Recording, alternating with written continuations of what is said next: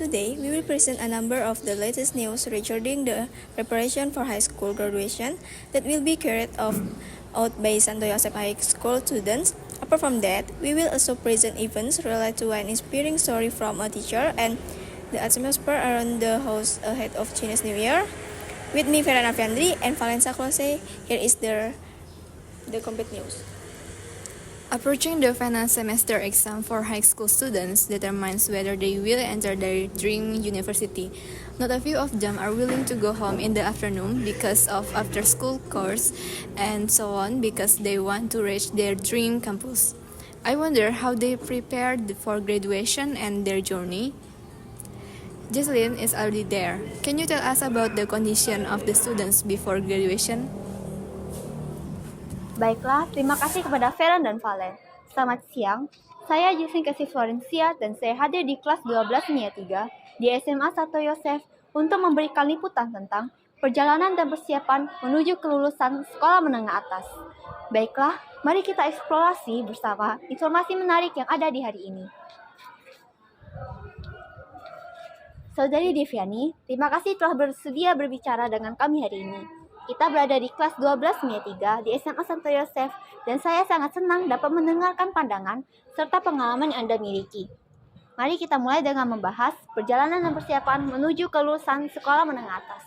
Baiklah, bagaimana perasaan Anda menjelang ujian akhir kelas 12? Saya merasa sangat stres karena ujiannya itu kemungkinan bakal sangat sulit. Karena kita kan sudah kelas 12 saat ini dan juga materinya juga dari kelas 10 sampai kelas 12 ini. Dan itu menurutku terlalu banyak dan bisa bikin orang agak stres berat gitu. Baiklah, apa rencana Anda setelah lulus dari sekolah menengah atas? Saya akan masuk kuliah di BINUS di jurusan DKV Media sehingga saya akan mendapatkan informasi dan materi yang banyak untuk saya pelajari dan tekniknya juga. Setelah itu karena nanti di semester 7 atau 8 akan harus magang, saya akan ikut magang di salah satu perusahaan yang tidak terlalu besar karena harus mencari ilmu dulu daripada langsung ke perusahaan yang berat sekali dalam Apa mata pelajaran yang sama datang? Inggris sih, karena akan membantu pronunciation saat saya bicara bahasa Inggris dengan orang lain serta grammar saya saat saya menulis di tes atau Bagaimana Anda mengelola stres menjelang ujian dan seleksi perguruan tinggi? Saya akan mencari dan mengerjakan banyak pelatihan-pelatihan soal baik itu dari Google, Kanda atau lain-lainnya sehingga dapat mempersiapkan ujian tersebut. Selain itu, saya juga akan menjaga kesehatan tubuh karena tidak baik jika tiba-tiba sakit saat tengah masa ujian. Apa pencapaian terbesar Anda selama masa sekolah menengah atas? Saat ini masih tidak ada karena saya nilainya cuma 80 atau 90-an jadi tidak terlalu tinggi ya untuk mencapai juara. Apa Anda tidak ada keinginan untuk ikut lomba apapun itu sama masa SMA? Ada, saya ingin ikut lomba melukis, cumannya sayangnya waktu kelas 10 itu saya tidak memikirkan bahwa ternyata ada klub melukis, jadinya bisa nyari lomba melalui itu sehingga kesempatannya terlewat. Baiklah, terima kasih kepada Saudari Deviani sudah bersedia dan hadir pada kami untuk memberikan informasi. Tetap semangat ya untuk belajar. Sekian dan terima kasih. Saya kembalikan kepada Faren dan Valen. Okay, thank you, Jesslyn. And next is an inspiring story from a teacher. What kind of struggles does a teacher go through while teaching at Saint Joseph Senior High School? For Catherine, time is yours. Good morning everyone and thank you for Valen and Feren. With me, I'm Catherine Angelina Kalista. As we know that being a teacher is not easy and being a teacher is such a great job. And now, I am in St. Joseph Senior High School. I am with one of teacher in St. Joseph High School with Sir Antonius Budi Prasetyo, or we can call him Sir Yoyo. Thank you Sir Yoyo for the chance, and can I ask you some questions? Ya, mari kita mulai pertanyaannya. Apa yang menjadi motivasi Anda untuk menjadi seorang guru? Motivasi yang pertama mungkin karena teladan. Bapak saya itu guru, lalu om-om di sekeliling rumah saya itu juga guru. Lalu saya melihat bahwa guru itu di desa ya, itu menjadi teladan, bukan hanya untuk keluarga tapi juga untuk menjadi orang-orang sekitar. Itu mungkin motivasi awal. Jadi guru itu kayaknya kok terhormat ya di kampung ya, sekali lagi. Lalu dari situ memang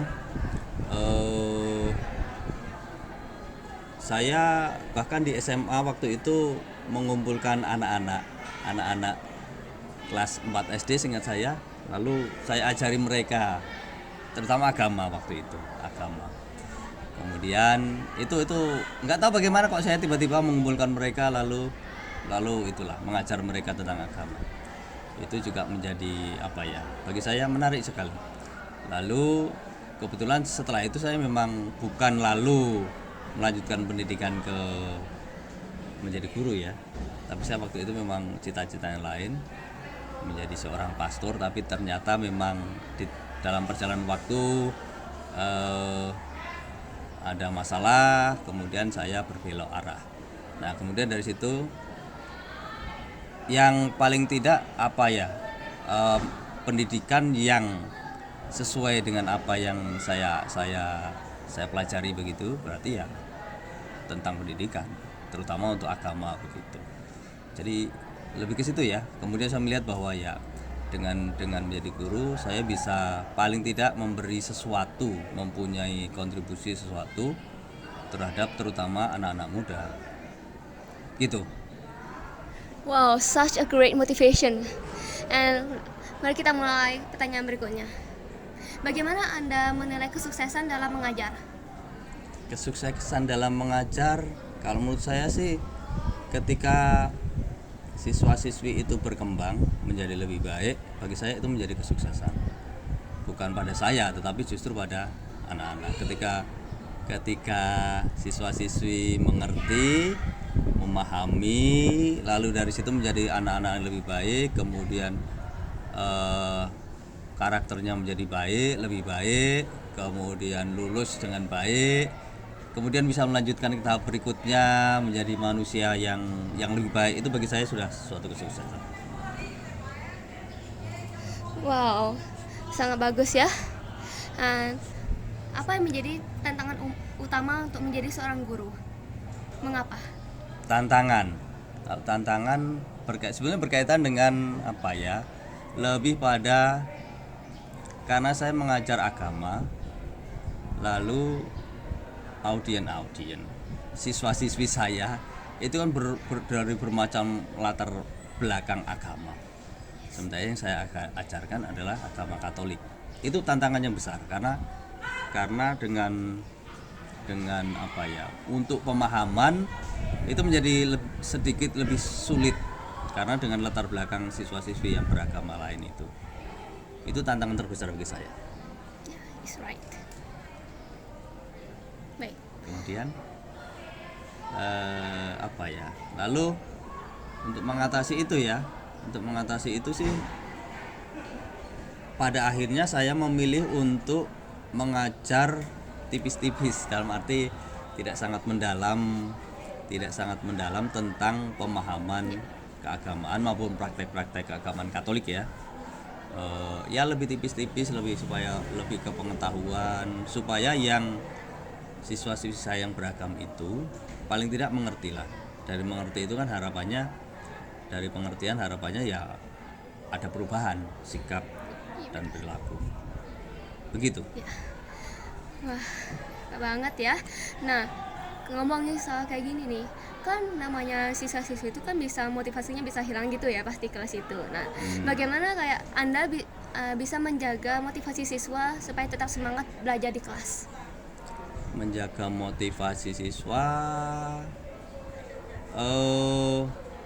paling tidak dengan metode belajar yang berbeda-beda ya. Artinya dengan materi yang berbeda bisa memakai metode yang berbeda, sehingga harapannya sih siswa-siswi menjadi lebih tertarik untuk mempelajari materi tersebut, begitu. Wow, that is such a great answer from Sir Yoyo. And now it is the end of us, okay? And I will bring it back to Valen and Farron. Thank you. Alright, thank you, Catherine. Now, as Chinese New Year approaches, people of Chinese descent are getting ready to welcome Chinese New Year. They already has the latest condition to find out. There, what is the conditions around people house at Chinese New Year approaches? Good morning, Farron and Valen, and all viewers. The Chinese New Year's atmosphere can be felt here, especially in the Gangbandes area. Many lanterns have been put up. Many people are cleaning their house, and shopping centers are full, proving that Chinese New Year is coming soon. Next to me is Ma'am Katarina Wuri Handayani, a resident who lives in Gangbandes. Boleh saya minta waktunya, Ibu? Boleh, selamat pagi. Oke. Ibu, saya ingin bertanya. Menurut Ibu, bagaimana sih suasana Imlek di Gang Bandes ini? Oh iya, menurut Ibu ya, suasana menjelang Imlek di Gang Bandes ini luar biasa. Karena kebetulan Gang Bandes ini banyak keturunan suku Cinanya, jadi dari persiapan sampai dengan hari H itu luar biasa meriah.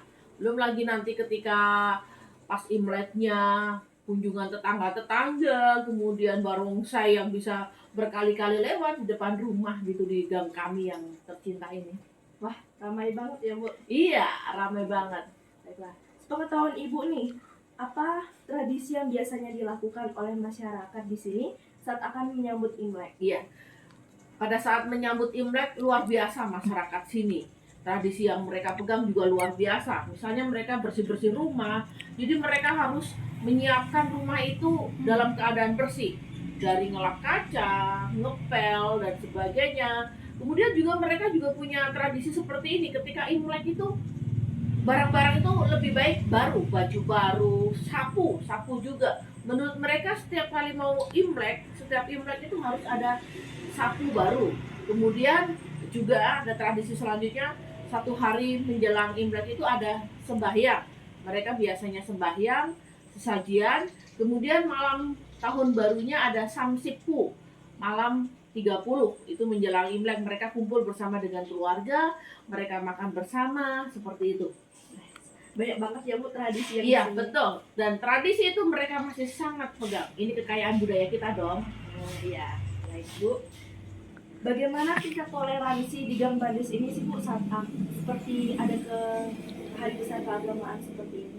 Luar biasa di Gang Bandes ini. Saya yang suku Jawa, bagaimana saya juga menghormati saudara-saudara saya, tetangga-tetangga saya yang akan merayakan Imlek. Kemudian ketika tahun baru Imleknya juga saya kunjungan ke tetangga-tetangga yang merayakan Imlek. Seperti itu.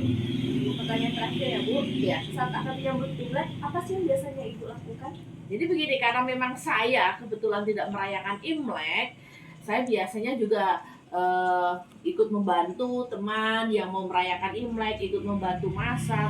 Kemudian saya juga ketika saya punya rezeki lebih, saya belikan kue, kemudian saya berbagi ke tetangga-tetangga saya yang akan merayakan Imlek.